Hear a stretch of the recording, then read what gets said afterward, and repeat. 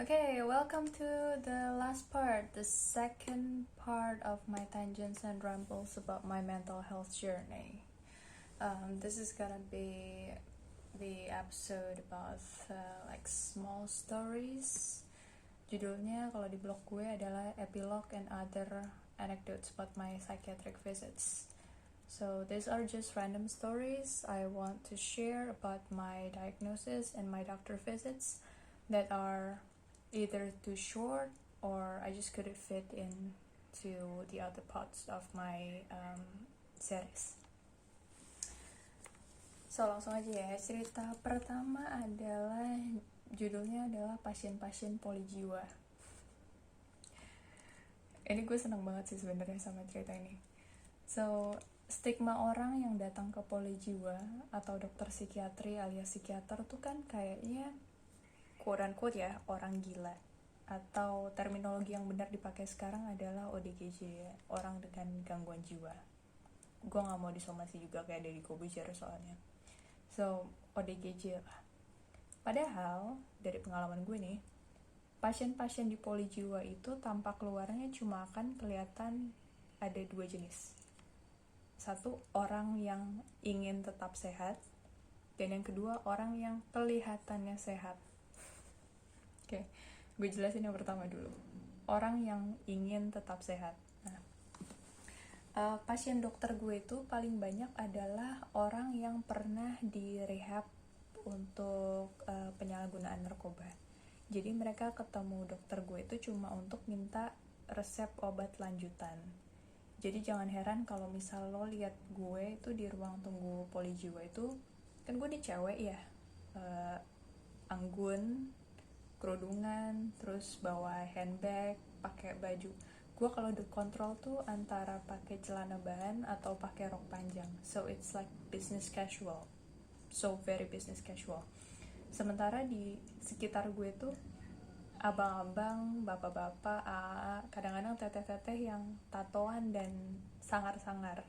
Itu pokoknya they're my default compadres. Gue pasti kalau lagi nunggu itu bareng sama mereka. Nah, gue suka banget nunggu bareng mereka karena first of all, I'm very proud of them for being there. That's like the primary number one lah pokoknya kenapa gue suka banget sama mereka. Yang kedua, they make me look out of place. So, and I like being different anyway. So, I love the glance of people looking at me when they saw us together in the psychiatric waiting area. Ya lo bayangin aja lah, gue kayak gini tapi di samping gue kanan kiri gue tuh abang-abang tatoan. So it's kind of weird but I love that view. Kemudian yang ketiga adalah mereka konsulnya cepet banget, kurang dari 1 menit ketemu dokternya karena beneran emang cuma minta resep sehingga antrian dan ruang tunggu tuh cepet sepi. Jadi misalnya kalau walaupun jarang sih ya, misalnya kalau dokter gue tuh agak-agak telat dikit datangnya dan kita semua pasiennya udah pada nunggu di waiting area, itu tuh dalam waktu 20 menit kalau mereka udah dipanggil itu tuh langsung sepi karena bener-bener kayak cuma Pak Anto misalnya ya, Pak Anto masuk 30 detik kemudian keluar lagi, diganti Pak Budi, diganti Pak Charlie, diganti Mbak Dian, siapa, pokoknya bener-bener kayak tiap 30 detik tuh ganti. Jadi antrian tuh cepet abis dan pokoknya ruang tunggu tuh cepet sepi sama mereka, which is good. Lo gak bakal kayak gitu tuh kalau di poli jantung atau poli syaraf. Lama banget pasti tiap konsul, tapi kalau di gue semua cepet banget. Sementara jenis yang kedua adalah orang yang kelihatannya sehat. Nah, kayak gue gini nih. Pas kontrol terakhir itu gue sempat ngobrol sama sesama pasien. Itu ada mas-mas usia sekitar 30-an lah. Dan dia tuh punya skizofrenia. Kemudian ada juga ibu-ibu early 50s yang keluhannya tuh depresi. Nah, kalau mau stereotyping nih ya, itu mas-mas yang skizofrenik itu tuh kayak orang anak startup lah, bos-bos startup gitu dandanannya. Sementara kalau si ibu-ibu itu tuh tinggi, cantik, pembawaannya tuh enak gitu. Kemudian bajunya modis, kelihatan bahwa mungkin tadinya adalah business woman atau career woman, walaupun sekarang mungkin udah jadi ibu rumah tangga. Pokoknya kami tuh kelihatan normal banget, kayak we don't belong to in a hospital at all, but we really are sick and each of us are on our own mental health journey. Kemudian cerita yang kedua, judulnya Ruang Tunggu Poli Jiwa Gue Satu Area dengan Ruang Tunggu Pediatrics alias Polianak. Nah ini masih nyambung sama yang barusan. Bisa dibayangin gak tuh anehnya pemandangan di area ruang tunggu gue. Jadi kan ruang tunggunya lumayan luas lah ya. Di satu pojok tuh ada children play area, kayak di McD gitu yang ada perosotan kecil, ada mainan dari balok kayu, pokoknya gitu-gitu.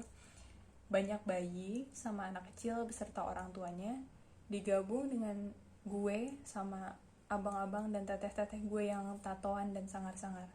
Itu kalau misalnya spesialis anak dan SPKJ gue itu sama-sama telat datangnya dan kami semua udah ngumpul bareng di ruang tunggu itu tuh, itu view yang aneh banget sih menurut gue. It's a bizarre view, but I personally love it. So gue juga ngerti itu kenapa rumah sakit nyatuin pediatric sama psikiatrik. Kemudian cerita yang terakhir, tentang how could I be so open towards my therapist or my doctor. Mungkin ada yang masih ragu apakah gue bisa terbuka dan sangat eksplisit ke psikolog atau psikiater gue, karena gue sadar gue punya reputasi bahwa gue ini orangnya cukup sekretif alias tertutup alias gak banyak orang yang tahu gue tuh sebenarnya kayak apa. Oke?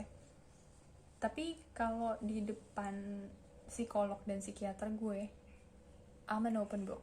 Gue sangat terbuka, gue super jujur sama mereka. Alasannya tuh ada dua.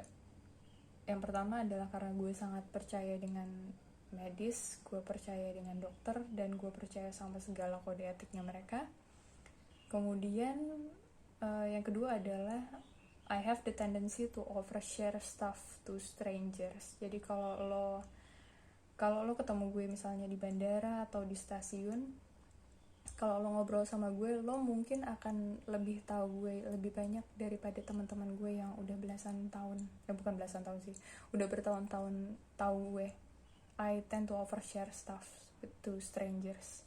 So that's what helped me. Jadi kalau lo mau minta tips gimana caranya supaya terbuka sama psikiater lo, sama psikolog lo, dan gak ngerasa canggung atau gak enakan, jujur gue gak punya tips karena I don't have that problem. Tapi yakinin diri lo sendiri bahwa mereka itu tidak judgmental.